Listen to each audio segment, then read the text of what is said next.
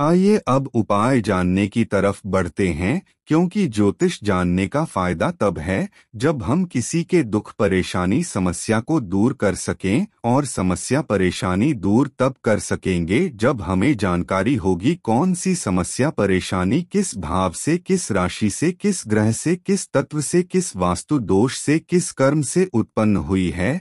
तभी उसका समाधान हो पाएगा।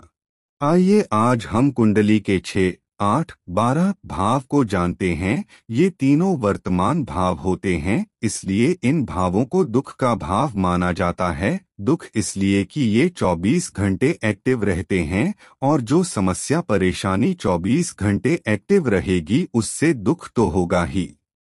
सबसे पहले जानते हैं 6 भाव को। यह भाव रोग ऋण शत्रु का भाव है। शरीर में रोग हो जाए, बीमारी हो जाए, वो 24 घंटे सक्रिय रहती है, दुख देती है। कर्ज हो जाए, उसका ब्याज 24 घंटे सक्रिय रहता है। शत्रु हो, भले ही वो पास में न हो, लेकिन मन में 24 घंटे शत्रु की टेंशन रहती है। इसलिए कुंडली में 50% दुख अकेला 6 भाव कर सकता है। 6 भाव की राशि और उसका स्वामी कहाँ बैठा है, वह बताएगा आपके जीवन में कितनी टेंशन होनी है। अगर 6 भाव में मिथुन राशि है, यह राशि एक बच्चे बुध का घर है। यहाँ जातक बार बार बीमार होगा, लेकिन ठीक भी जल्दी ही हो जाएगा।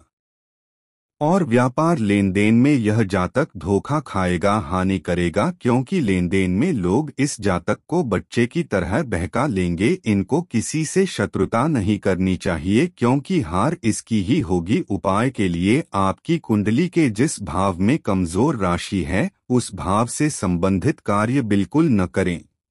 इसी तरह कुंडली का 8 भाव भी वर्तमान भाव में आता है। यह कार्य भाव है। जैसे ही हम कोई भी कार्य शुरू करते हैं, कुंडली का 8 भाव एक्टिव सक्रिय हो जाता है। कार्य चाहे खेत का हो या घर का हो या फैक्ट्री का कार्य हो या दुकान का कार्य हो या नहाने धोने का कार्य हो या साफ सफाई का कार्य हो या भोजन बनाने का कार्य हो या खेलने का कार्य हो या शेयर सट्टे लगाने का कार्य हो, जैसे ही आप कोई भी कार्य करने लगते हैं, कुंडली का 8 भाव सक्रिय हो जाता है।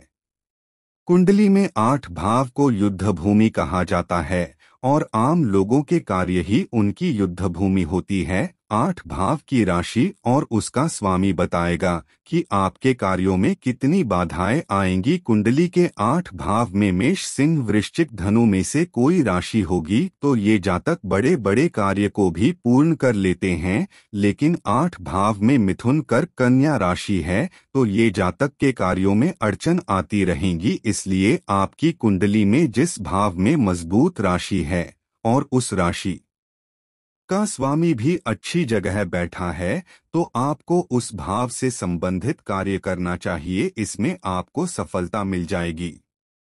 इसी प्रकार कुंडली का 12 भाव भी वर्तमान भाव होता है। इसे शय्या सुख का भाव भी कहते हैं, इसलिए यह जीवन साथी का भाव भी होता है। जीवन साथी भी हमारे मन में, हमारे समय में, हमारे सुख दुख में हमारे साथ 24 घंटे सक्रिय रहता है। अगर जीवन साथी खराब मिल जाए तो जीवन नरक से भी बदतर हो जाता है।